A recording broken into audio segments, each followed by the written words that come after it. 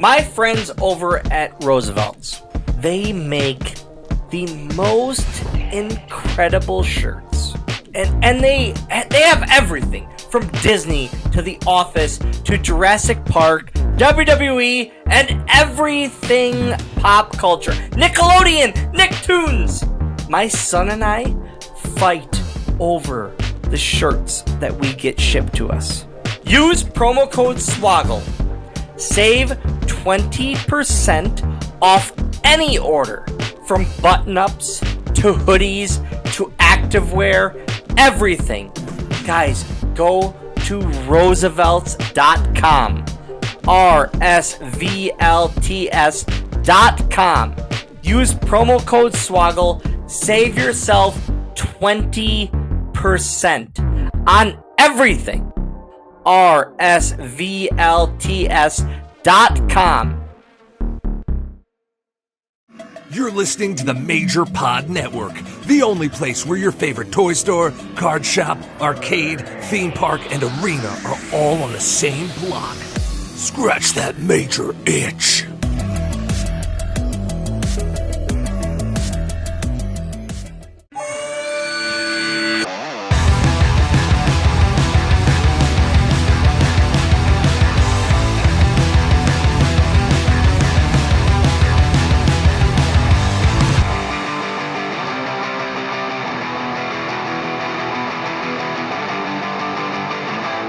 Guys, another episode of Going Postl. Another one. You signed up, you subscribed, you clicked the link, you smashed the bell. This is Going Postl. I'm Dylan Postl. That's George Feast. Thanks to our friends over at Roosevelt's for supporting this wonderful podcast. Head over to roosevelts.com. That is RSVLTS.com. Use promo code SWOGGLE and save yourself 20% site-wide on some awesome apparel. I'm Dylan, and that's George. George, what do you do? I am the producer of this show. I'm the person who puts the notes together. I edit the podcast. I hang out with Dylan for around about an hour and a half every other week to do this podcast. And guys, this is another week. As you can tell by the title of the audio version of the podcast, this is our interview with Brad Williams. It's yours. It's not mine. I'm not there. It's just yours. Well, you're the producer extraordinaire. Thank you. As I have you in my notes. Because of a scheduling conflict and real life stuff and all of that jazz, we just couldn't make a new interview work out. So we wanted to throw an interview that maybe you haven't listened to, or maybe you didn't want to sit down and watch two little people in front of your screen. So you just wanted the audio version. This is your show. This is your opportunity to do so. I was going to say, this is also going to set up something that we have planned later on, which would be part two. Part two, as they say, of Brad and I sitting down once again for a little small talk. Which would be great. It would fill all the gaps from this episode to that episode. You'll cover everything that happened on the Jericho cruise. And yes, we did just talk about the Jericho cruise, but now you'll also hear all of the planning that went into the spots that happened between Dylan and Brad. You get to hear Brad's side of it. You get to hear about everything beyond the Jericho cruise. This interview is one of my favorites. Because like the Jeremy interview, Jeremy Smith, which is on youtube.com/Dylan Postl, like the Jeremy interview, it seems like our growing ups are very, very similar. Obviously, two little people growing up, and just what we went through and all of that. But it just makes me things like that make me laugh to myself. And whenever I finish up the interviews, it's always like, oh man, there are people like me. As weird as that is to think about, I do literally go, man, I'm not alone in this. And it's just it's just a fun thing. So I definitely wanted to get this interview out there in podcast form as well, just audio form. And because it was very, very special to sit down with him and have a hangout. So yes, we wanted to make sure to get something out there, some substance, and here it is. Mad Cat Beard Care, they are the absolute best. They make my beard feel soft, silky, smooth. But not only that, they've been a one-man show since 2019. Mad Cat Beard Care uses a portion of sales to care for local stray cats, cover their medical bills, find safe spaces, and forever homes. Their products are made to order with vitamins and all natural oils that promote strong, healthy hair and moisturize your skin as well. Mad Cat Beard Care has exclusive scents for myself as well as other wrestlers, such as a childhood favorite of mine, Delirious, Ring of Honor legend with his lime and French vanilla scent that makes my beard smell and feel amazing. And of course, make sure to try my exclusive scent, Swoggled, with notes of lavender and sage. And guys, make sure to use promo code SWOGGLED to save 15% on your whole order at madcatbeardcare.com. And remember, the Mad Cat makes a happy beard. I'm Dylan Postl, and here, that's not another screen of me. That's Brad Williams. Hi, buddy. Oh my God, people are seeing double, and this is the official Dwarf podcast. Marco, me, Rough and Rowdy. This is the show. This is the showcase of the immortals. We need Wee Man next. He's got to be coming up. He got that WrestleMania push. So I don't. He might be way above me now. He did, man, and it's crazy because if we ever had something to where me, you, and Wee Man were at the same place at the same time, I'm pretty sure that's when the universe just explodes. That's awesome. Awesome. Well, thank you again.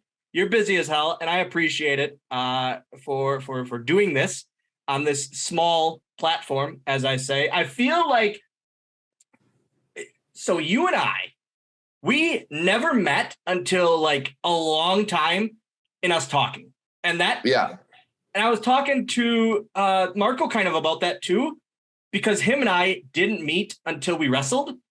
And that's just the power of social media and how crazy social media and all of that is, sliding into DMs and all of that. And it's just funny how I was like, man, I feel like Brad's my buddy, but we've never met until you did the comedy show locally. Yeah. I felt the same way where we had been talking like for over a year or something like that, and we hadn't actually met. So then when we finally did meet, it was kind of like just seeing an old friend, and oh wait, no, this is the first time we've ever met. And people were actually in the audience of that show just being like, oh fuck, they are different people. I had no idea. Dude, so I'm doing this show in Vegas now. Yeah. It's called Mad Apple. It's a Cirque du Soleil show. But I'm not doing Cirque stuff. I'm not like being shot out of a cannon. Like wee. Like can you imagine if we could be shot out of a cannon? Like how amazing that would be. I thought of that. How much farther they could shoot us? Oh, I don't even want to say it out loud because I think the Cirque people might be listening, and then they'll like get an idea. Be like, all right, we got something for you. But so it's in Vegas. It's at the New York Hotel. Get tickets. I'm doing stand-up comedy in it. Great. Okay, there's the pitch. But we're gonna plug the shit out of everything today. Yeah. So at the end of the show, I do meet and greets where I just see everyone who was just in the show, and still people come up and go like, man, what a career. You were in the WWE, now then WrestleMania, and now you're doing stand-up, and now you're doing a Cirque show. And I just have to look at him every time and be like, no, there's more than There's more than 3 of us. It's crazy. And the fact that we both have beards now, like we used to both be clean shaven. Now we both have beards. Now people don't. They think They think we're doing like an Elias Ezekiel thing.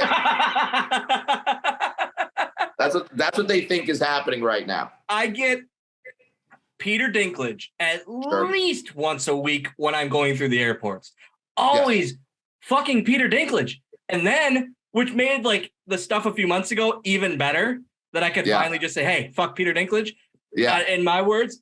But it was like, man, every week it's Peter Dinklage, Peter Dinklage. And I said I can't shave my head because my hair is not coming back. It's my hairline starts about here. And that will just start the wee man stuff even more. Yeah. Like, I'm very glad I didn't follow my high school like dreams of skateboarding because I was so shitty at it, because that made it even worse. Yeah. No chance. Like him, he's such like a hero of mine in high school and growing up, like right out of high school. I loved, like, I'm still a Jackass fanatic because that's like our childhood. And so it's even cooler. I was supposed to box him on SummerSlam in 2000. It would have been 7. Jackass was doing like an invasion of WWE. Wow. And they were going to do this whole thing where like a big 6-man match. And then one of the matches on SummerSlam was going to be boxing me versus Wee Man, which it would have just been like the doink spot over and over. I have a feel like. It's really interesting to see what would have happened there. Especially because it was skinny Dylan then. It's not like very portly Dylan as the current years. So it would have been even weirder. I just figure Vince back in Gorilla just like, midget boxing, this is some good shit. So when I would do the under the ring stuff, he hates the term midget. Really? Kevin Dunn on Headset called me the midget one time. We need to get the midget out from under the ring. God damn it, he has a name. And I was like, haha, he fucking wow. This is the best. He hates the word midget. It's a weird, like, I love hearing that. Like I swear you could make a Chicago Bulls Last Dance 10-part documentary series just about Vince, and I want that to happen. There's so many stories I hear that are like, oh God, and then there's so many stories I hear that are like, oh hey, that's good. It's very this and this. There's not a lot of middle ground. Yeah, that's awesome. But now he just did something that kind of warms my heart. That's right. Warms my cockles. Well, I gotta ask some real life stuff, because I dig for real life at times, especially because we are very similar we're the same person essentially. So and then I realized in 1984, I thought you were younger than me, but you're older, and that makes me feel even better about myself at times. Family of dwarves, only dwarf. What's the situation?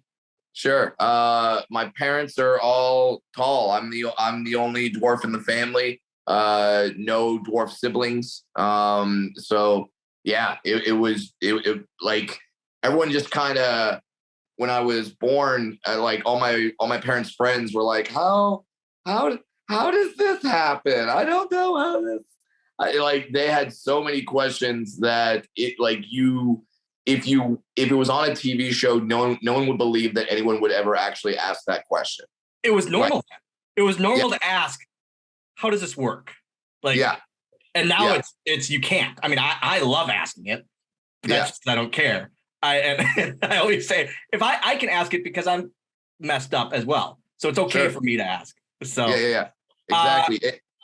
So all tall people, and then found Little People of America, LPA, a little bit later in life, like 6-7 years old, and then that blew my mind that there are other little people in the world, and you would like show up, and there would be like this mixture of emotions in your head of, oh my God, this is amazing. There's other people just like me. And then there's also that emotion of, oh wait, I'm not special anymore.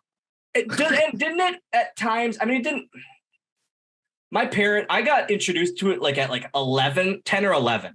Yeah. Like into the conventions, and man, that first national convention where there's just like thousands of us, it's very like, oh man, because I'm not used to. I'm very small town Wisconsin, as you know. I saw one in my life, one other one in my life, and it was like, man, this is it was a weird feeling. Yeah, it's like this isn't the norm, but it should be the norm for. It's just a weird, exactly what you said. And not a forced, but it's like, man, it's almost like, am I supposed to feel like included now? It's just an odd feeling.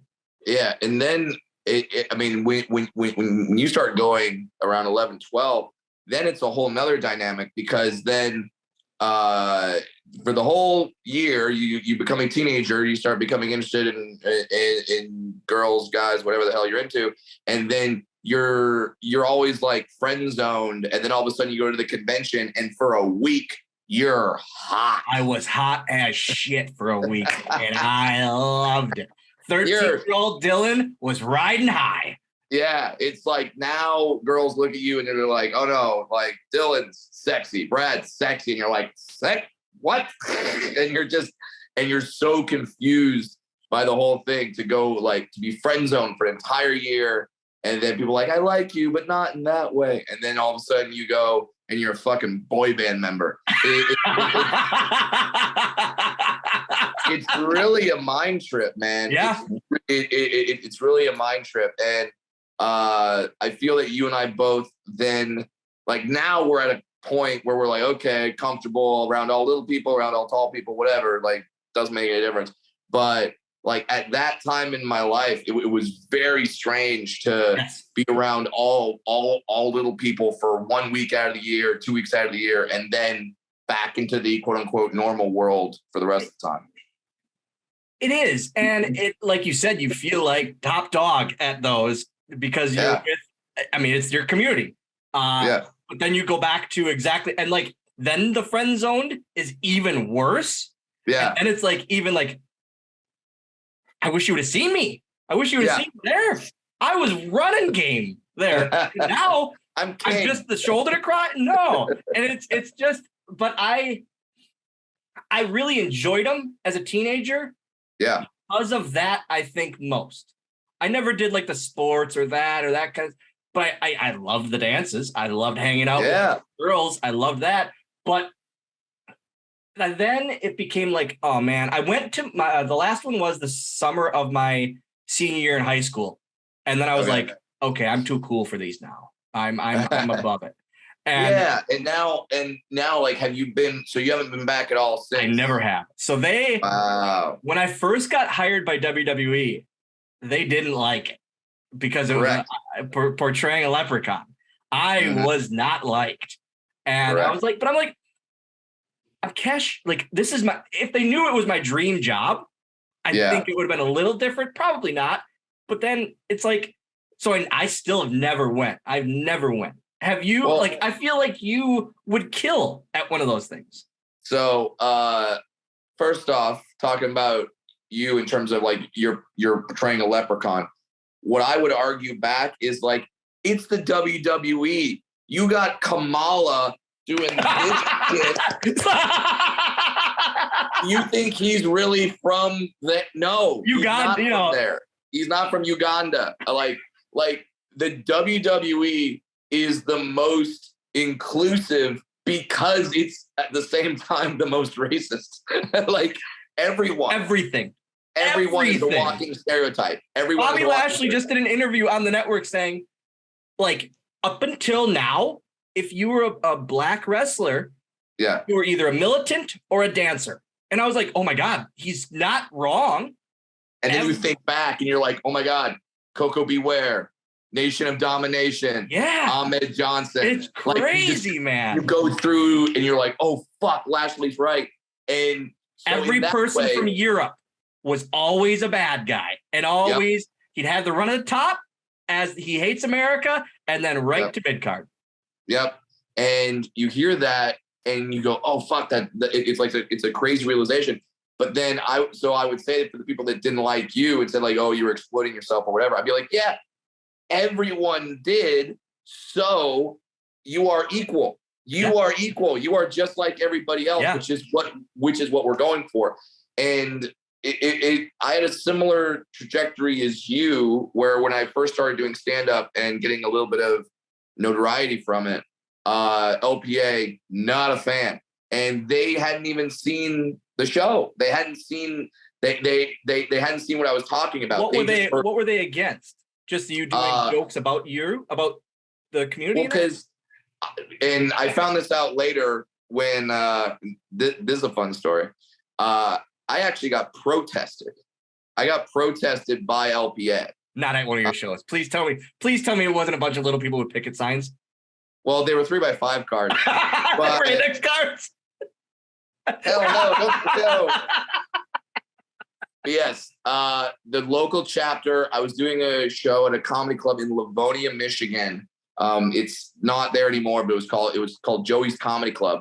And the local chapter of LPA found out about it and protested my show, and came out and I went out to talk to them because they're like, you have dwarf protesters outside. And I was like, fuck yes, this is going to be hilarious. Yeah. So I went outside and I talked to them and I was like, why? Like, why do you not like me? And they go, because you're exploiting yourself and you say the word midget and you're setting us back. And I go, okay. I go, have you seen my show? Do you know what I do? And they go, well, no, but we know. And I'm like, so I invited them in. At the time, I wasn't selling as many tickets as I am now, so there was plenty of seats available. Lots of I was like, yeah. So I was like, hey, come see the show. Tell me what you think. The vast majority of them did not. They said, no, we're not going to go watch your show. And I was like, oh, okay, so you're just going to live in ignorance. Great. But two people did. Two of the little people did come in. They saw the show, and when the show was done, they're like, okay, we get it now. We get what you're doing, because the same way you as a leprechaun is actually equality for little people in terms of you're being treated just like everybody else. With stand-up, I'm allowed to tell the story. There's no writer, there's no producer, there's no tall person that's like, yeah, but I don't know if they're going to like that. It's just me. It's just my story. And I would think they would love that even more. Yes. And once they did, those people told some people. A few years later, I actually went back to the convention. I performed stand-up at the convention. And that's when they all went, oh, we were wrong. This is what this guy's doing. Hell yeah. This is really awesome. cool. That's awesome. I kind of went. That's an incredible, and it's things like that. It's glad that they did that, but it's also good to be able to shove it. Like, hey, I told you the whole time. Like, it felt really good. I'm not poking fun at the community. Like, I'm having fun. I'm making light of life, of what could be horrible. Yeah. Yeah. And because and you probably know this, it's very similar to community wrestlers and comedians. You know that when wrestlers all get together or when comedians all get together, there's no sensitivity. No, I can't talk about Dylan's dwarfism. No, none of that. Everything's on the table. They're joking about my dwarfism. I'm joking about that she's a trans comic. We're making black jokes. We're making Asian, like, we're all just like obliterating each other, but it is out of so much love and equality. Like, if a non-comedian or a non-wrestler walked into the group and went, oh, look at this fucking midget, they would all turn. Turn. Ethan Page and I have become like best friends. Yeah. And same as Kurt Hawkins, Brian Myers. Yeah. And they often say to me, like, man, this, if other people like with out of our group knew, we'd be done. Like, especially me, because I don't give a shit. I always say I've heard enough shit all my life. It's almost like now I got to fire back. Now I got to make up for all that time. Now I can finally make up for all that time. That's awesome, man. It's crazy that, and if someone heard those conversations as an outsider, they'd be like, oh my God, they're racist, they're sexist, they're homophobic, they're transphobic, they're misogynistic, whatever. And then, but when you're in those conversations, you realize, no. This is what true equality is. Everyone is on the same level. We're all making fun of each other equally. And ourselves. And we're ourselves. friends. Being okay with it because we're included. Yes. Because we're included in the group for probably one of the first times in our lives. Yep. As exactly what you said, as equal, we can joke with each other about other things on an equal platform. That's exactly it. 100% it. Man. What we were talking a little bit about your upbringing and that. I went through major health stuff, as a lot of dwarves do. Did you go through back issues, ear stuff, anything? I was very lucky. I only had one dwarf-related surgery as a kid. It was on my ankle. I had a bowed ankle, and they straightened it out. I really didn't have anything. Now I'm going through back stuff now, but it's more of, it's like muscles stuff, and it's and maybe you relate to this. It's because I'm a comedian. I don't lift shit. I lift a microphone. Like, that's the most work I do. Maybe my bag when I'm traveling, and that's about it. But then I started lifting my daughter every day, and she was 20 pounds, up and down, up and down, up and down. I almost put wheels on when Lana was a baby on the car seat.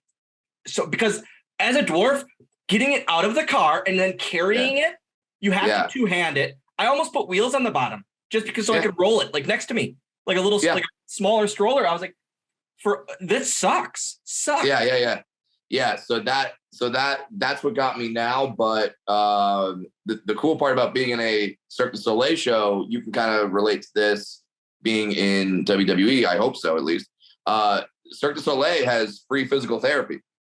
I show up and they're just like, oh, you're hurting today? Hold on. And then they just work on me. I'm like, this is great. They give me exercises to do. To strengthen the back. And the past month has just been an insane dramatic improvement.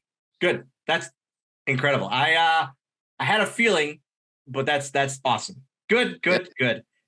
So growing up, entertainment always on your mind, that kind of thing, or what? I wanted to be a wrestler since I was 4.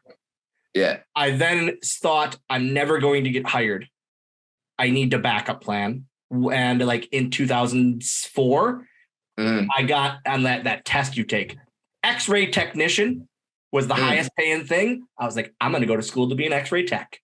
No, it did not happen. Thank God. I got just quit college, but I always wanted to do it. Is that kind of similar for you? Yeah. I didn't know I wanted to be a comedian, but I wanted to be show business. Do you think that's because being out in California? I mean, I don't know what it was. I think it was just the fact that as a little person, people would stare at me all day. And in my mind, I'm just like, I want to do something that controls the message. Like, I don't want them to stare at me and then they write the story. I want to tell the story. I want to tell them the truth. So we don't hear, it's an old hack joke, but we all experienced it. We don't hear the bullshit of a kid staring and the mom going, oh, he didn't eat his vegetables, or he didn't drink his milk, or blah, blah, blah. God didn't make all of him. Yeah. What he sneezed. I always the few I've done, I always say, no, he didn't give him arms or legs. He put it right on his ass. That's exactly where he put all of the clay. Because God just uses silly putty to make people. So he took no arm there, just put it on his ass and on his skull. That's all they did. He got high. Yeah. He got high when we made us. So I always wanted to do something. And then I saw Eddie Murphy Raw, and a friend of mine showed me that tape, and I watched that, and I'm like, oh man, this stand-up comedy, this is awesome. But it's like, if someone said, hey, like when you were a kid, you wanted to be in the WWE, how do you get there? Like, how do you become Eddie Murphy? Like, how do you be a stand-up comedian? You don't really know. And it's not like we had these sorts of podcasts or interviews or stuff like that, which now you can like find detailed information, how to be a pro wrestler, how to be a comedian, how to be whatever. So you just kind of had to, but like I would do stand-up in like talent shows as a kid, like the high school talent shows and shit like that. And do you feel you killed it? Do you feel you killed it? Yeah, awesome. I did. Hell yes. Thank you for saying that and admitting it, because most people, it was the shit. No, that's awesome. Hell yeah. No, I will say that I killed for me. Like as a 17-year-old kid who had only done stand-up like twice or once or whatever, it was really good for that. I'm sure I would watch it now and be like, ugh. I would just hate it. But at the time, it was like, oh no, that was good. That was fine. And then for Father's Day in 2004, my dad and I went to go see a comedian at the Brea Improv, and the comedian starts making midget jokes. I have this in my notes. Yeah. Now half the audience is laughing, and then the audience that's sitting around me is just like, no. Like they're trying to like, no, don't do that. And he notices this and he goes, why aren't you guys laughing? He goes, what? Is one of them here? And I just raise my hand. He sees me and he calls me up on stage and he starts asking me questions. I'm not trying to be funny. I just am talking. And I answer the questions. And my answers got laughs. Like he said, like, hey, what do you do for a living? And at the time, growing up in Orange County, every Orange County kid at some point works at Disneyland. I worked at Disneyland. I said I worked. No, you did not. I did. That's awesome. I said I work at Disneyland. The audience laughs, and I turn to them and I go, fuck you, I'm not one of the 7.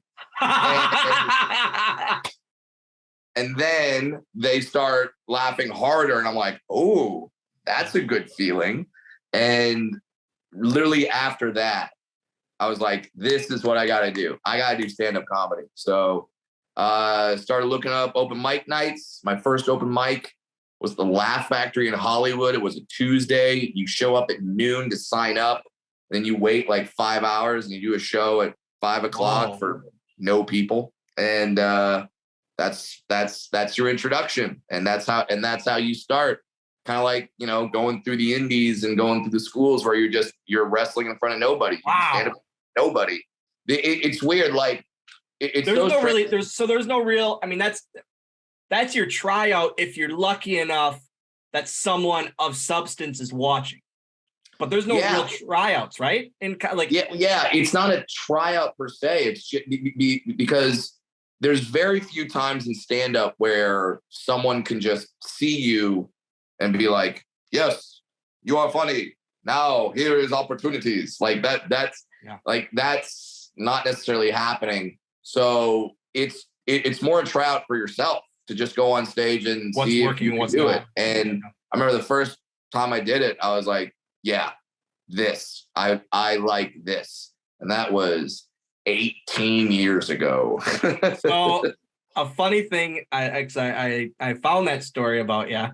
Yeah. My friend took me to see Big J Okerson. Love him. Love that at that same place you were at. And we're like front row. Yeah. Front or second row. And he starts making midget jokes. And I feel like the hair on my arm starts standing up and I feel eyes and I'm going, oh shit. And then he like locks eyes with me. Mm-hmm. And he goes, oh, there's one here. Mm-hmm. And then like finds out who I like Hornswoggle stuff and that kind of thing. And it was very much like it almost stopped him in his tracks. And it was like, uh-oh, I'm dealing with one. What do I, this doesn't happen. That's incredible. It's and Big J is all about crowd work. That's one of the things he does. So that's very interesting to me that he would have a moment of like, oh fuck, like I normally just say this. Yeah, it was It was that, but it was like a stop in the tracks, and it was a but instantly kept going. He was so good, man. He was so good. I instantly fell in love with him. One of the nicest guys you'll ever meet, you'll ever talk to. Yeah. Just an absolute sweetheart of a person. That's cool, man. I love that. And I love, because I know his crowd work comes from a good place. Like, even when he's making fun, it's like 100%. A positive thing. So I like that. I like that he did that with you, and you had the similar experience. Was it always wrestling for you? So there was never really a backup plan? No, never. Literally, I was 4 years old. I said, I want to be a pro wrestler, because, and it's like weird, because I'm doing a lot of stuff right now with the Major Wrestling Figure podcast and all that. And then wrestling figures is what made me want to be a wrestler, because my brother played with wrestling figures. And I was like, the older brother, you always steal their toys and this. Sure. And so I stole his wrestling figures to play with them. And then my parents got me the wrestling figures, the first series. And like, I always say, if it weren't for wrestling figures, I wouldn't be a pro wrestler, which is very weird. But like, since I was 4, and then I had back surgery right after that, like when I was 4 and 6, paralyzed me. And the first thing the doctor said was no contact sports and no trampolines. And I obviously didn't. I always like laugh. I was like, obviously I didn't listen. And wow. Yeah. But no, I had zero backup plan. And I don't know if you can believe this or not, but Oshkosh, Wisconsin isn't quite the hotbed of wrestling. It's not quite where they're like scouting professional wrestlers. Yeah. We have overalls, a trucking system, and dairy, and that's it. We don't there really. You go.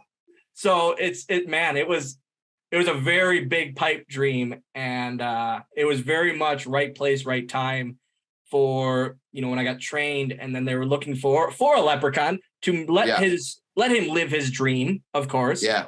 And it was supposed to be 6 months. Like, literally, when I got hired, they said this is a 6-month gig, and it got crazy. And that's incredible, because if people have watched WWE, and especially during that time, they would do the gig a lot where 2 big time wrestlers would be feuding, and then one would make fun of the other one by bringing out the mini version of that.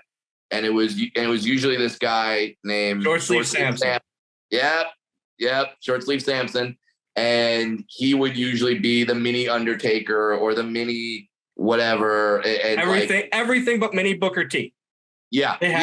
That for obvious reasons. That was a place even WWE wouldn't go. So at that, for midgets, because they did it for everything else. Yeah, for everybody else. Yeah, that's fine. But so the fact that you came in and they've never really had, like, maybe the Max Mini was literally it, and that was or Dink, when they had Dink, that was Dink. That's about it, and that's all the references they had. And then you came in. I don't know how comfortable you are taking compliments, but it's kind of crazy that you came in. Every other dwarf that comes in is a one-off, gone, one-off, gone, one-off, gone. And you came in and had longevity and are now like, I see the belt in the case behind you. It's fucking cool. Like, it's stuff that I stop to think about when I'm doing stand-up, where I stop and go like, oh, holy shit. Like, I can only think of one dwarf comedian before me, Tanya Lee Davis, who's great, who's fantastic. And now she's having a little bit of a renaissance. She's like blowing up on TikTok, which is so fucking cool for her. And so like when I got past the Comedy Store, I'm like, I'm the first dwarf at the Comedy Store. And then they go, nope. And they look up on the wall and there's Tanya Lee Davis killing it. It's so fun. There's like no other. I don't ever let myself. It's just because who I am. I've watched 4 matches of mine in my whole career because I hate it. I hate how I look. I hate that I pick apart everything Monday morning court. Like, I will not watch my stuff back. 4 different formats. That's it. But it didn't hit me, to be honest, until I got released. And then people like dads are bringing their kids. And as much as it makes me feel old as shit, the kids have watched me on YouTube and I'm going like Brian Myers Hawkins. He goes, because he's been a best friend of mine for years now. Yeah. He's at the table next to me and he goes, they weren't even born when you had your run. Like you were fired before they were born. Yeah. And they still know of you. And like that's where it's so crazy to me because of the YouTube and the WWE Network and Peacock now, where it's like, man, this is WWE is legit forever lasting. Like positive or negative, it's forever lasting. Have you had any scenarios where another dwarf wrestler is training and being like, yeah, I'm here because I saw Hornswoggle do it? Yeah, and it makes me feel really fucking old. Like I've wrestled two of them and they go, man, I remember I watched you as a kid and all I wanted to do was be you. And I go, but okay. But see, think about what you just said, because that's an insane thing. I don't think about that. No, and I try not to either. I can't because it'll trip me the fuck out, and I'll just lock my door and I'll cry in my room all day. When you think about the fact that there was no little person out there, because I've had it happen with me as well, where I was at Montreal Comedy Festival, and a dwarf in a wheelchair came up to me and started talking to me like, "Hey, big fan, ba ba ba," and I'm like, "Oh, awesome, man, thank you so much." And I go, "Oh, so you're here like seeing the comedy festival?" He goes, "No, I'm in the comedy festival." Like, and I'm like, "Fuck yeah, hell yeah!" And then he stopped and goes, I started doing stand-up because I saw you do stand-up, and now I'm at the Montreal Comedy Festival." And I'm just like, oh, like I'm about to burst into tears, like, because these guys would be wrestlers or comics, didn't think they could do that until they saw you, till they saw me, and then they start doing that. So it's a trip, and it's those times when you think, you stop and you go, oh, I'm going on stage for fuck all reasons. Like I'm going on because that's my job. It's what I do. It's how I make a paycheck. It's a lot of fun. And then you stop and go, oh wait, it actually does have impact. That's the crazy part, is when you realize, because I say it all the time. I am Dylan from Oshkosh to this day. Yeah. And when you realize it's way bigger than that, it's crazy. Yeah, it's nuts. And now the forces will collide on the Jericho Cruise in 2023. So we took a break because I'm still very, very cheap and I haven't bought the upgraded version of Zoom. I'm not making that stand-up comedy money, that Showtime money. I am making currently Oshkosh, Wisconsin money. But hopefully after this, I'm going to upgrade. I'm going to upgrade after this interview because it's going to do gangbusters. I know it. Dude, but you're making Oshkosh money, but your Oshkosh money can afford a lot more in Oshkosh than my money can afford in LA. That's for damn sure. Good God. We don't need to get into that. But yes, it's already announced, so we're not keeping any kind of secrets here. Both you and I, if you really think that this is all fake, and Dylan and I are doing like some sort of Ezekiel Elias thing, we will be at the same place at the same time on the Jericho Cruise 2023. I have it in my notes because I'm a goddamn professional. Look at that. I do notes now. Yeah. I'm going to, like, this is going to be the craziest thing I've done. I've never been on a cruise. Really? Yeah. And then fighting you, you're not a fighter. or a wrestler. You're a fighter. Like, it's going to be awesome. And I don't feel that the people on the cruise are going to, I don't know what they expect, but it's going to blow their expectations. Absolutely, man. Now, this is not a dwarf question. This is just a question. Can you swim? So Kofi Kingston asked me this. Kofi Kingston asked me this. And I've proven to him and a lot of people around me, I'm a hell of a swimmer. Like, okay, I love swimming. I'm real good at swimming. And I feel like our people are good at swimming because we have to at a very young age. We have to be. Yeah. And still to this day, if we get like Landon, my son, he passed me, I think, at like 6 years old in height. And so it was like, hey, Dad, let's go play at. Let me rant for a second. Can we stop building these pools with the basketball hoops, and the basketball hoops are in the fucking deep section? Why? Adults want to play that, but then adults bully other adults and they hit each other and get into fights. Children, our heighted children would love to play basketball on these hoops. You don't need a deep basketball hoop area. You don't need it. No. I would love to play basketball with my son. This is the one time I can. Let me play fucking basketball at a pool. Yeah. That and like, he's got the height advantage, but in the pool you can body him. So the first time. He's not slam dunking on the hoop because he's going to be hauled down by the gravity of water or whatever science calls it. Yeah. It's not going to happen. Let's start right now. I'm canceling pools. I'm putting a cancel culture on public swimming pools with basketball hoops. I'm canceling all of them. They need to be in the 3-foot section, not the 4-foot section. Because now we got to get the ball, get out of the water. From here. Run on the side. That's even worse. And have you ever seen our people get out of the pool? It looks like a really fat otter. Like a really fat otter mixed, like, because we can't just jump up and put our feet on. We jump on our bellies and then scoot and then push up. At least I do, because it helps my belly. It makes me feel good about myself. It's a whole thing.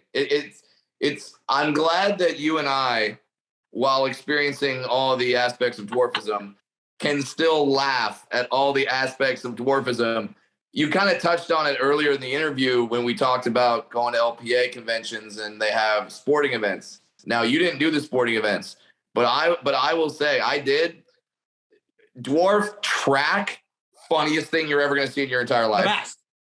Funniest thing. The best. Dwarf basketball, also very funny because none of us know how to rebound, because why the fuck would we? No. So it's just like bumping into each other. Yeah, so we're just waiting for the ball like this. No one's skying up, grabbing the ball and coming down like Karl Malone style, Dennis Rodman kicking the legs out. None of that. We're just all waiting for the ball, and all the people are like, rebound. We're like, we don't know. Okay. Yeah. We don't know. We don't know how to do that. So yeah, those are the funniest things. Like basically the dwarf track, whenever dwarves run against each other, it just looks like 5 Super Mario Brothers got the star at the same time. I never thought of that in my life, that a dwarf running is literally Super Mario. Honestly. The smaller one, obviously, not gross. I feel like it's Super Mario 2, where he's still very short and stocky, because the small one still has the short appendages and he's tiny. There you go. Super Mario 2, he's a shorter guy that's kind of husky. Also, why isn't there husky jeans anymore? I grew up on fucking 26 husky. Yeah. Like, that was me. Now there's no husky. We canceled husky jeans. Well, I mean, because they don't call them fat fuck jeans. Fat fuck jeans would sell. Someone out there, if you got a clothing line, make yourself some fat fuck jeans. Those would be great. This is the minute you start getting sick of comedy and I can't wrestle anymore. Yep. Fat fuck jeans. We're making money. Let's go. Let's make that happen. So, like, do you look at, so when Wee Man had his moment at Mania this year, do you look at that with pride, or do you look at that with like anger of like, hey, that should be fucking me? I look at that instantly at my cell phone when I slid into Sami Zayn's text and be like, hey, man, hey, why don't we go for Backlash? Maybe we do Summer WrestleMania Backlash. I still got my tight pants. We can do it. You can go. I thought it would. I think I would have, to be honest, I think I would have hated it if I didn't like Jackass. And if I wasn't such a Jackass fan, like, that's Jackass, the Jackass franchise, I'm like a fanatic about. It was my era, man. That was my era. Limp Bizkit and fucking Jackass. That was me in high school. It's all I cared about. That's us. I went to college parties, and then Wee Man, that son of a bitch, all I had was kicking myself in the head. That's all I had. So he did it on national television, and I'm not as cool anymore because he's doing it on TV. So I had to go to college parties underage and crush cans on my head with my foot for $1. I can't do that anymore because I have a tummy now. So it doesn't work. Now it's like I got to kick a 2-liter bottle because it's out farther. I just, it was a sad day. It was literally last week when I realized I couldn't kick myself in the head anymore. I feel like we both need to try this on the Jericho Cruise. I think we do. Cause I was watching Jackass 4.5 came out on Netflix. So good. And I watched it, and they made the joke about Wee Man used to kick himself in the head. And I stopped and went, wait, can I do that? And so like I set up, I'm like, all right, here we go. Like I would have, so many people, I should have put this on like OnlyFans or something. So many people would have watched it. And then I tried doing it, couldn't get my foot up. And that was like, oh, that hurt, like literally and figuratively. I feel like with my dead feet now, because my last back surgery, I could just kick the shit out of my head and I wouldn't feel it anyways. So I have way more of an advantage than anyone. So I need to train to kick myself in the head. Like that. So you have like a Mr. Deeds foot? Like, can you like stomp it? And I laughed about that after the surgery, and that's what I kept calling it. Is just put a fire poker through both my feet. It's fine. Like it's completely okay. I'll be walking around the house, and I laugh at this now because I can, as we do in our lives. Sure. I hate wearing socks in the house. It's a weird, horrible feeling. Is socks in the house. I'm very much against it. But when I do, I'll walk around the house and like I'll look down and the sock is halfway off my foot and I'll go, Landon, didn't know that was happening. And just, that's my life. That's what I've come to realize. Now, have you gotten to the point yet where you need help with the socks? No, I'm not that husky. Okay. Are you speaking from experience? Now, see, my back is good now. I can do it. But there was a time when I could not put the socks on. Stay right there. I'm going to show you something. Stay right there. Yes. Be right back. Be right back. Okay. I know what you're going to do. This thing right here was a godsend. What the fuck is that? Did you make that? No, it's like available. When my dad had hip surgery, they gave him this for his socks. It's a tube. For those of you who are just listening, it's a tube. You wrap the sock around the tube, and then you put your foot here, and you hold it here, and then you just yank it up, and the sock's on the foot. I can put my socks on now. I'm good. I still use this thing. It's just fun. It's just fun. Very similar story, kind of. Ass wiping. Ooh. At our age and our thing is very weird. When I had to buy something because I blew my back out a few times, I had to buy a butt wiper. It's kind of a lifesaver for us because if you can't bend, we got this. This is all we got to go. Yeah. And to get there, I mean, we need a little more, especially you can't bend forward, you're done. Yeah. Have you not been introduced to the magic of the bidet? Again, Oshkosh money, Showtime money. You're killing me here. Dylan. You got a bidet? Dylan. Wow. Life-changing? Dylan. Howard Stern talks about it, and he's got that Toto toilet one. I'm a big Howard Stern guy. No, I don't have. You just got the clamp on bidet? Yeah, I just got the clamp on bidet. Dylan. Yeah. Game changer. All right. After we get off here, I promise you, I'll put it on social media. I am Amazoning because I've wanted to.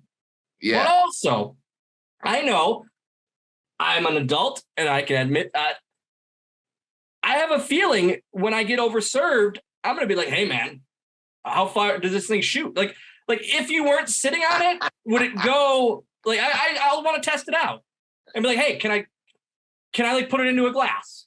And that yeah, dude. So I did a gig one time. I did a corporate gig in China. They flew me all the way to China to do a show for this corporation. And they put me in a hotel that had a bidet, and it wasn't my house. So I experimented, and that thing shot across like the entire room. And I thought, who needs this setting? Who need are you cleaning a whale's asshole? Cleaning the back of your mouth at the same time somehow. Yeah. That's like how strong it was. I'm like, oh, if the hotel catches on fire or the hotel across the street catches on fire, we're good. But Dylan, listen. Okay. So I used to say, like, splurge on your bed. Make sure you have a good fucking bed. Yeah. Splurge on your TV. Make sure you have a good fucking TV. And now I'm gonna add, especially for dwarves, splurge on the bidet. It is game changer. Okay. You will look forward to your shits. Oh man, get a bidet and a squatty potty, bro. So do you have? I've been a squatty potty guy for a long time. I buy them for Christmas gifts every year because people make fun of me, and then they thank me for said squatty potty because it is a game changer. Do you have the tall one or do you have the normal? I've got the normal one. See, I feel like I need to upgrade to the tall one. You think so? I think. Oh yeah, because for us, a normal squatty potty is just how everyone else shits normally. My parents, let me tell you this. I was at my parents' house for Father's Day on Sunday. They got a new toilet about a year ago. I didn't know of this. I go in the bathroom, I drop my drawers, I go on the pot, and I hit and bounce off. Yeah. I go, well, that's weird. Maybe my legs aren't working today. So I get on this thing and I go, what the hell is wrong? It's higher. And I go to my mom, I go, you guys get a new toilet? Well, yeah. I said, you didn't think to tell me? I mean, it's not that much higher. I said, 2 inches is like 2 feet for me. Big. And they go, well, we didn't think about that. And my dad's just cackling, laughing about that. I said, I need a goddamn pole vault and a parachute when I take a shit at their house. It's not good. And my brothers go on, they go, oh, that's a nice one. Our knees don't hurt. My legs don't touch even more. I have to jump off this thing. Yeah. Yeah. And then when you sit, it just cuts off the circulation. And then you have I can't feel my legs as is, but it's even worse now. Yes. Yeah. So no, squatty potty and a bidet. You never want to leave the toilet. You just want to stay there. If I could get a TV tray and a TV, maybe a Nintendo Switch. Oh, that'd be the best. Love it. So we're talking about this and about obviously before our dream careers took off. Sure. This bidet and squatty potty would never have been a thing. Was there a time? What was the moment? You talked about the China being flown over there. What was the first moment where you go, holy shit, I'm doing it? You know what I mean? Like not the biggest. It could be the biggest, like a good payday or this. But what was the moment where it finally clicked? Like, oh my god, I'm doing this. Is really cool. I did. So in Los Angeles, there was a radio show called the Kevin and Bean Show. Okay. And this very popular radio show in LA. and they did a comedy show every year called April Foolishness. I got on the show through a number of wonderful circumstances, and I got on the April Foolishness show. And on this lineup, I still remember it. I have a T-shirt somewhere with the lineup. It was Felipe Esparza, Ari Shaffir, Bob Saget, Jay Moore, Jim Jeffries, Eddie Izzard, Tim Minchin, and Bill Burr. That's awesome. And me. On the bill? Yes. You were on the bill? Yes. Fuck yeah. So that was first of all, just being on that show, the fuck. Then I do my set. It goes Felipe, Ari, Bob Saget, then me. So I go on, I do my set, I get a standing ovation. Jay Moore goes on after me. When he goes on after me, before he even starts his set, he goes, just so we're clear, after Brad Williams, we're all playing for second. And when Jay Moore said that, I'm like, holy shit. And then Bill Burr does his set, and he comes off, and I've maybe said a word to Bill before this. And then Bill Burr at this time is big, not what he is now, but he's like a god to me at that point.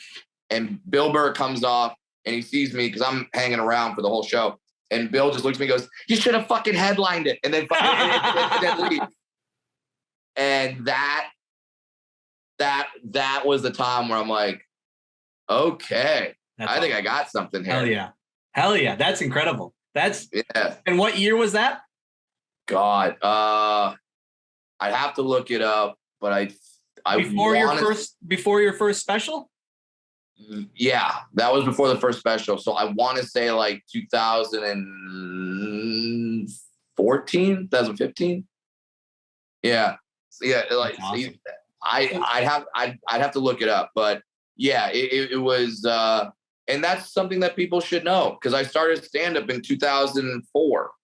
And so that was holy cow. I didn't realize that how long. Yeah. Yeah. So that was 10 years. Now, does that mean I was, just shit that whole time or no, you work your way up, you hit certain milestones and, people will say oh, when was your big break? And you go, it's 5 breaks in a row. 5, yeah. One thing leads to the next thing, leads to the next thing, leads to the next thing. So it's never just one thing. It's all the things that led to each other that you take advantage of. And so that's the quote unquote big break. And I feel again, we realize it, you and I realize it, I think even more and more as we get to know each other and as we talk, how similar the comedy and the wrestling world are. Even just the levels of independent and starting out and training and then making it big, as people would say. That's nuts. That's incredible but as you said, the big break isn't the big break. It's what leads to the biggest break. Yeah. Because then I do that show. That's on a Saturday. On Sunday, on the Kevin and Bean show, they call me up and they're like, hey, you had the set of the night. What the, and they talk to me and they pretty much announce on LA radio, no, Brad Williams is the shit. Brad Williams has arrived. But then it's so that's a break, but that it's not over after that. It's leading to the biggest break. Yeah. You don't just be well, that's it. I made it. They said I've arrived, so I've arrived. It's no, now you got to follow it up. Yeah. How long from then, or was it, do you feel it was that then the comedy specials came to you for it? Yeah, it was, I think 2017 was Fun Size. 2000. Your first one was 15. Oh, you're right. Fuck. See, you know my career better than me. You did see because you took your notes. You took my notes. You did the research. Yeah, 2015 was the first one. 2017 was Daddy Issues, and then 2019 was Netflix The Degenerates. So yeah, it was all sort of that. Just kept it led to the next thing, and each one was bigger than the one before. So views or audience, live audience and views, or just what do you yeah all. So Fun Size, the first special, 2015, that was at a comedy festival in Santa Barbara. A producer bought the theater or rented the theater for like 3 days, shot like 6 or 7 specials in that 3 days, and then was going to sell all of them to Showtime. Not just of your set. These are different sets. Okay. Yeah. Okay. Yeah. So that wasn't a guarantee that set was going to get on. The theater was half full. They had to do some like creative camera work, like move the audience towards the front, but then also like wrestling does, exactly like TV wrestling does. Yeah, but then on one side towards the back, because that's what the camera sees. Yeah. So that was the first one. It got sold to Showtime, and then played successful. So the second one was just me, rented out the Alex Theater in Glendale, California, 1,200 seats, sold that sumbitch out, and that was just for me. Just me. No one else was on the bill other than my opening acts. So that's another little thing where you go, oh shit. Like I walk out, I see the gym camera, I see it packed, I see everything. And I'm like, oh, that's just for me. Like that, like that's just like that was a trip. That was a trippy moment when you're looking at a dude behind the camera going, oh, you have a job tonight because of me. Like you'd be working somewhere else if not for me. But that's. But that night he's shooting only you. Yeah, that's a trip. So it's all these things. It's all the things that lead to the next thing, and then taking the time to look at it and go like, holy fuck, that was really cool. But then get on the horse and let's go more. And whether that be the next special, whether that be touring, whether that be the Cirque show that I'm in, or like for you, it's like, all right, the next wrestling gig. Okay, now we got to do a Twitch. Now we got to do especially a podcast. In this day and age, man. Tweets last 30 seconds. 30 seconds, like positive or negative. You fuck up, someone might fuck up the day after you and save your ass. You do something really cool, someone's going to do something even cooler that Friday or Saturday. Yeah. I mean, hell, you were on Tucker Carlson. How many viewers does he get? Like 10, 12 million? It was like 3.5 million. I heard someone said, and I was like, oh. And it was fucking so negative against, but it was because of what platform it was. Right. It wasn't what I said. And no one watched what I said. No. But then it was like, correct. Yeah. And that's like why I tweeted out like, hey, it was the size of the platform, not what the platform was in my mind. Because I don't get into that stuff. You know that. And like, yeah, it was literally, you and I talked about it. Fuck, you and I talked about the whole situation. And it wasn't, I knew it was a big platform to get my voice out there and to get and they reached out to me. It wasn't a me, hey man, can I be on your show? No. Right. And so now you have the opportunity to talk and tell your story to that many people. I mean, you're not looking into all the shit. It's like, oh no, that's my chance. That's my chance to reach the greatest number of people with the message. And like you said, they asked you. If Rachel Maddow had asked you to go on her show, okay, you go on that show. If The Daily Show asked you, okay, great, you go on that show. Yep. John Oliver, whatever. Yep. But they didn't ask you. Tucker Carlson asked you. Yep. So I don't see anything. You won't get flack from me on that. It's one of those things where if they would have watched what I said instead of the platform that I was on, that it would have been a completely different. Yeah, because they see Tucker making Tucker face, which is that. I think I have to shit. Yeah. They see Tucker making Tucker face, and they're immediately triggered and be like, that's bad, and it's not. 100%. It's not what you were saying, and what you were saying was great. What you were saying was great. that was a fun thing that week for me too. Like that week, that's another thing. There again, we talk about the impact of all media. Wrestling is here, like very. I mean, it's a niche at times. That's a whole nother thing. I got people, especially these Southern shows. I got people. Man, you were so good on Tucker. It was great. I loved what you said. You gonna do more about that? That other little guy, he doesn't know what the fuck he's talking about. It was like, okay, all right. But it just opens my eyes to how many people watch that more than my audience. Like more than the audience I normally go to. Yeah, and you can expand, and that was a crazy week for both of us, and for the people who aren't quite sure what we're talking about. To summarize, that was the Dinklage on WTF week. That's where and we're still doing this Snow White dwarf. The soapbox. I was on my soapbox for how long, and it's got nowhere. Like.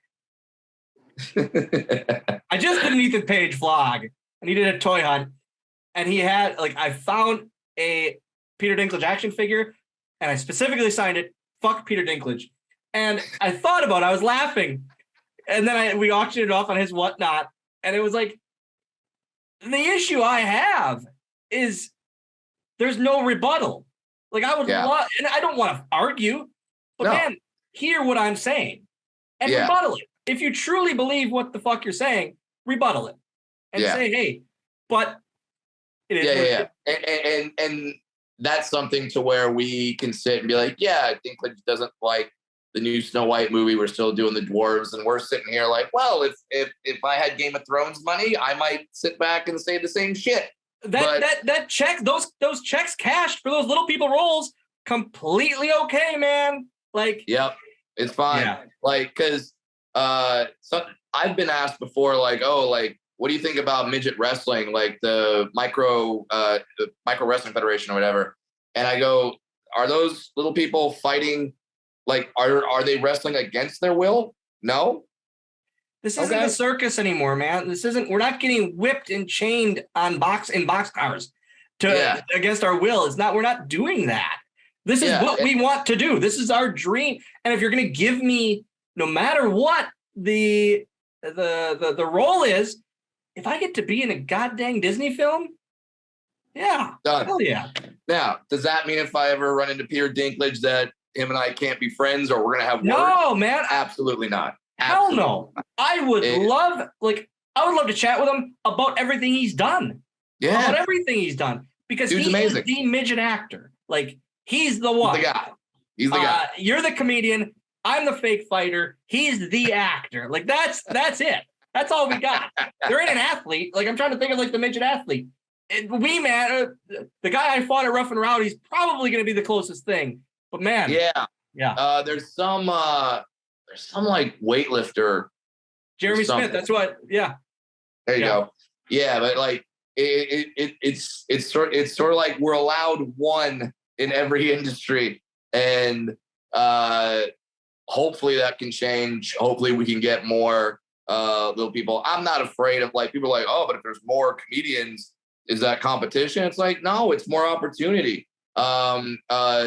Nick Novicki opens up for Nate Bargatze, great comic, dwarf. People can go follow him. The stuff Dwarf Mamba is doing on Instagram and TikTok. Yep. Great. I met two other dwarf influencers at the Comedy Store. I forget their names, but they came up to me and they started talking to me. I go, oh, what do you guys do for a living? He goes, oh, we're TikTokers. I'm like, okay, when you say you're TikTokers, like, what does that mean? And they go, it means we quit our jobs as computer programmers to be TikTokers. It's and insane, I'm like, man. Oh, good for fucking you guys. Yep. That's if you're great. Happy with what you're doing, who gives a shit what you're doing? Like, that's great. Yeah, it doesn't hurt anybody else. You're fine. Good. So I'm stoked for this whole kind of little person renaissance. That, to be fair, Dinklage kind of got the ball rolling. He started it. Exactly. So, good. Like, with him, Wee Man, you, me, Mamba, all all these little people on these platforms. It's really a great thing because it goes back to the thing I said earlier, where now like Dwarf Mamba controls the message. You are now controlling your message. I'm controlling the message. Dinklage, whether I agree with it or not, he is controlling his message. He's not doing what the producer he's not doing the typical dwarf Hollywood thing. Exactly. So I'm happy for the guy. I'm happy for all their successes. Hell yeah. Well, we're gonna wrap it up because we have been talking and we didn't even get to wrestling. So we're gonna do this again. I'm gonna take some time out of your laundry day again, and we're going to talk how we then made the connection to wrestling. But two things. You brought up the Eddie Murphy comedy special. So it made me think right now, because this is a lot of my viewers are the wrestling world and obviously that kind of thing. What are 3 comedy specials, old, current, that we need to check out right now? 3 of them. Eddie Murphy Raw is classic. And by the way, there's so many good ones. There's so like these are just the ones that speak to me in particular. Like you could talk about Patrice O'Neal, Elephant in the Room. You could talk about obviously Chris Rock, Bring the Pain. You could talk about all that stuff. For me personally, Eddie Murphy Raw. Okay. Christopher Titus, Norman Rockwell is Bleeding. Okay. It's his first special. It taught me how to build tension, and when you build tension, the release and the laugh is so much bigger. So that's what that special taught me. It's fucking brilliant. And then Daniel Sloss. Daniel Sloss is a Scottish comedian. He's on Netflix. The special is called Jigsaw. Okay. And it's some of the most brilliant. I hate the fact that he's younger than me because he's so much better and so much smarter. Yeah. But here's my warning is Daniel Sloss, and he brags about this. Only watch this special if you are very secure in your relationship. If you are, he brags about all the divorces and breakups that this special has caused. So if you're single, great, watch it. If you're in a relationship where you are at all on the fence, maybe don't watch it. Definitely don't watch it with your partner next to you because there will be a lot of there will be a lot of that. There'll be a lot of that. But it's fucking brilliant. That's and awesome. So those are 3 that I would say check out. Awesome. All right, man. Plugs. Wrap up. Plugs. What do you got going on today? Upcoming? What you got? Besides Jericho Cruise, guys. Check out the Jericho Cruise. It's going to be awesome. It's been pushed off and pushed off and pushed off. I'm waiting for it so much. Not only for this match, but just the belly flop contest. I'm doing, like I literally saw your video and it made me laugh so hard that I was like, yep, I have to do this. It's happening. I need to do karaoke with Marco Stunt. It's just so much fun that it's going to be a blast. It's the most fun. It's wrestling. It's metal. It's comedy. It's everything I love. And it's all on one boat and it's great. So, yes. So things are going on right now. I'm at Mad Apple in Las Vegas, Cirque du Soleil at the New York Hotel and Casino. I'm performing stand-up comedy there until August. Although I do have a contract negotiation in a few days, so maybe not. And then from then on, just go to BradWilliamsComedy.com. All my tour dates are listed there. Twitter at Funny Brad, Instagram at Brad Williams Comic. Follow, do the things. Obviously, if you're listening to this, you appreciate little people. So appreciate one more. Add to the Mount Rushmore of dwarves and Swoggle, Williams, Weeman, Dinklage. Let's go. Mamba, you're close. Mamba, he's you're right there. Close. I think he's gonna start chipping off my face and put it. It's gonna be very close. I love that guy. Guys, for real, we talked about the compliments earlier. I am trying stand-up things because of you. Legitimately. Really? Because of you. Yeah. That's the reason I've tried the 8 shows I've done is 100% because you've killed it and continue to kill it. And that's real. Like that's 100% because it's like, man, I have fun stories to tell. Oh, I have fun stories in WWE to tell. Oh, it's just stuff like that where it's like, because we both don't give a shit to make fun of ourselves. And that's truly how everyone should live. I really believe that. Make fun of yourself because then no one else can. No one else can. Take the bullets out. Yeah, man. You use them on you Eminem 8 Mile yourself and you say everything in the rap. Yeah. Now they have nothing to hit you with. Dude, that's awesome. I'm really happy to hear that. And that means that while on the Jericho cruise, I might step into your world. That means you're now stepping into mine, and there might be some. I would love it. Hell yeah. There might be some tag teaming coming up. Even better. All right, man. Well, thank you so much. This has been awesome. Like truly, truly awesome. Thank you. Thanks, Dylan. Guys, let me talk to you about our friends over at Manscaped, bringing you the absolute best in men's below-the-waist grooming. Manscaped makes precision-engineered tools for your family jewels. The Performance Package is the ultimate bundle in men's hygiene.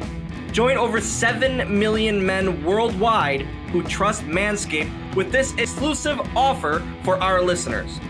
20% off and free shipping worldwide when you use promo code SWOGGLE at manscaped.com. That's promo code SWOGGLE at manscaped.com for 20% off your order and free shipping. Wait, if my math is correct, 7 million men carry the two. That's 14 million balls. All right. All right. Well, that is the interview between Dylan and Brad Williams. Again, thank you very much to Brad Williams for coming and taking time out of his busy schedule to come and hang out with Dylan. And real quick, because I know Dylan's got a lot to say before we wrap up, I just want to remind everyone that if you're not already following this podcast, you can do so on all forms of social media at Going Postl Pod. Make sure to follow Dylan on all forms of social media at Dylan Postl. And if you haven't already, you can also go to swoggleauction.com. Get yourself a $10 credit over on Whatnot, youtube.com/Dylan Postl. And of course, the live Twitch streams, twitch.tv/Dylan Postl. Now, very, very sorry to have interrupted you, Dylan, as you were. That interview, as we talked about before, was just, it was fun to be able to sit down. And man, like, I knew over Twitter and Instagram that I liked the guy, that I like, he and I were very like instant friends, probably because we're little people. But this is I have never used that term so much in my life. What's happening? I don't like it. I got very weirded out by using that term again. No, it's just that everything is you and someone else yucking it up. It's two friends yucking it up. Skin crawl when I say that. Two buds, two midgets, two pals, yucking two it people, up, as we say. Everything is always just yucking it up. See, what happens when we do a crossover podcast and it's two podcasts yucking it up? That's the spin-off podcast between this and another one. Two pods yucking.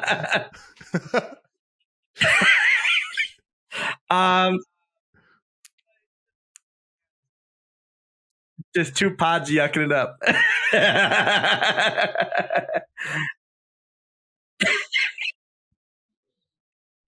2.5 yucks.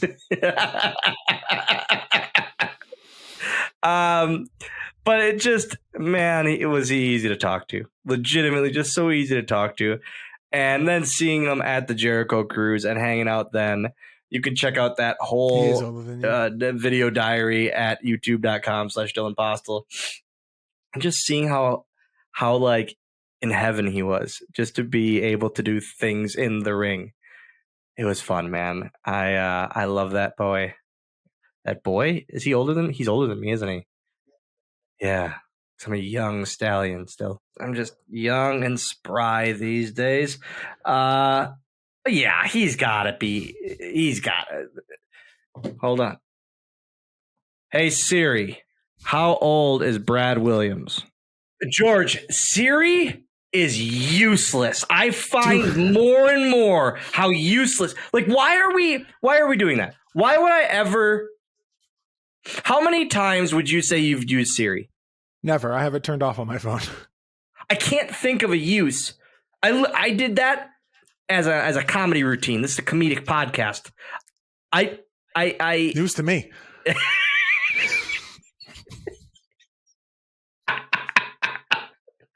But like, why would anyone use Siri? I don't know. It's got an application for some people, and other people, when it doesn't work correctly, it just finds it frustrating.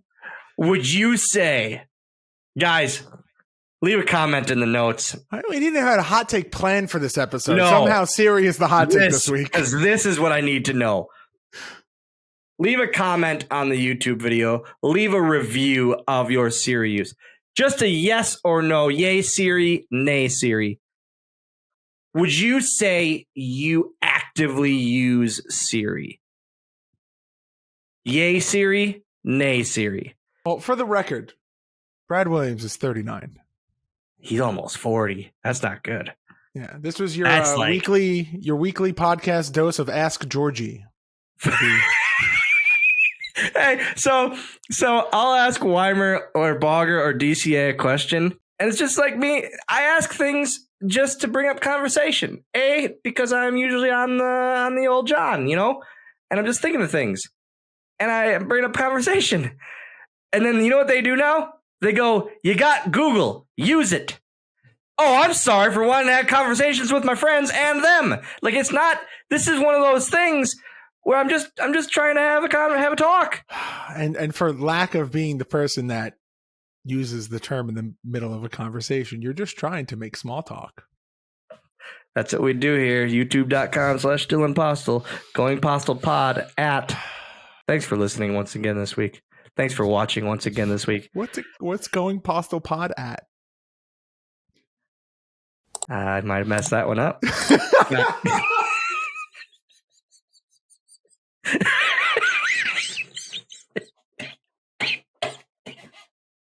Might have. I'm seeing the white bubble. I'm seeing the white spots. I stopped breathing on that one again. Woo! Go. Oh my God. Side note here.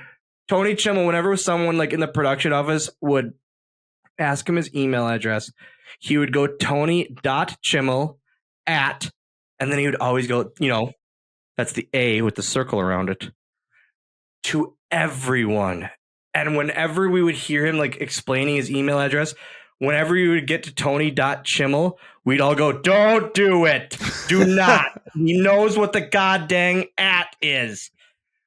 Well, how do I know he's not going to just put AT after? How do I know? Oh man, it was one of those. Future guest on the pod, Tony Chimmel, 100%. Add it to the list. Add it to the list. He's top 5 guests on the pod. So, side note, this is why you listen to Brad Williams redo. George, I thought about changing my outlets on my own today. Okay. I bought USB outlets for my house. Okay. And I thought for at least an hour yesterday, I can do this on my own. What stopped you? My father. Eric Postl said, "Dylan, it's been a while. It's been a while since we had Eric Postl reference. Dylan, you try to do it yourself. All it takes is one zap. And you get hurt or you start a fire." And I go, "Oh, yeah." He goes, "Why don't you call Terry Bender's dad, who does all my stuff?" He goes, "and have him show you at least."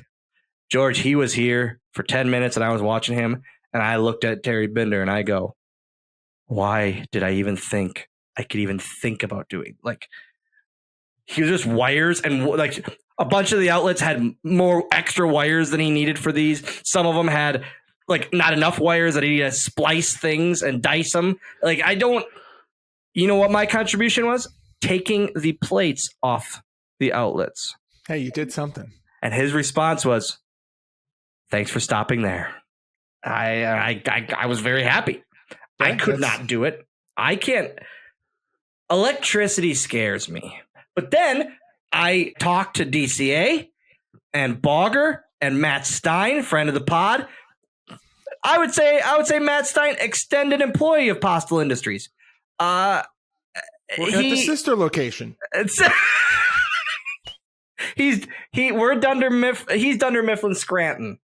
No, wherever Andy was located, that's where Matt Stein is located. Yeah, Matt Stein is the Postl Industries Stanford branch. So as I was saying, like, you could try doing this.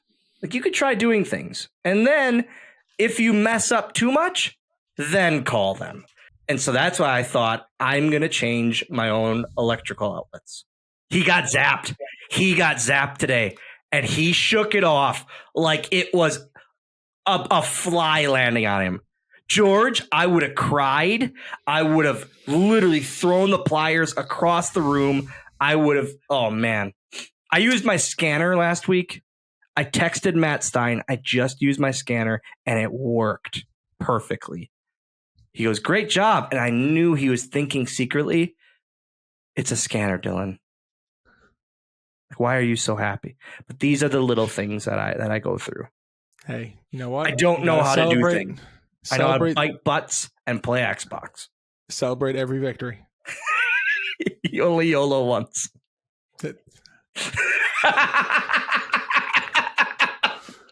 I want to unpack that, but I feel like we've already gone long for this intro, outro recording as it is.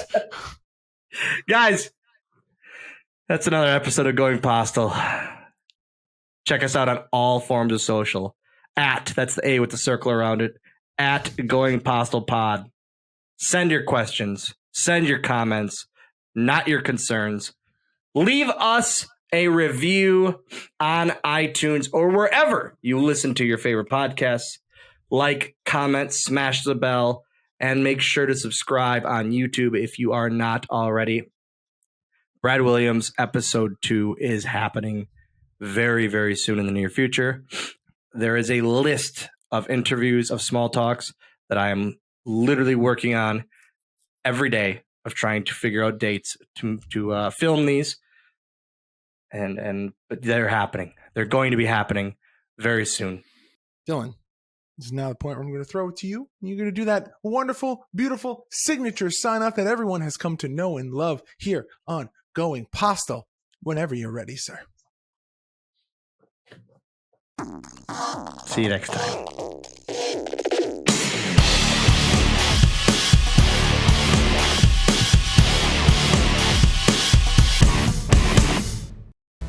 Hey guys, Magic Candle Company is the best way to bring your favorite vacation scents to your home. The smell of a tropical beach, dark water ride, a cruise ship, or even a water park. The Magic Candle Company is the best way to bring those nostalgic and iconic scents from your favorite vacation spot to your home. Visit MagicCandleCompany.com and use code SWOGGLE to save 15% on your whole order and bring the magic home today.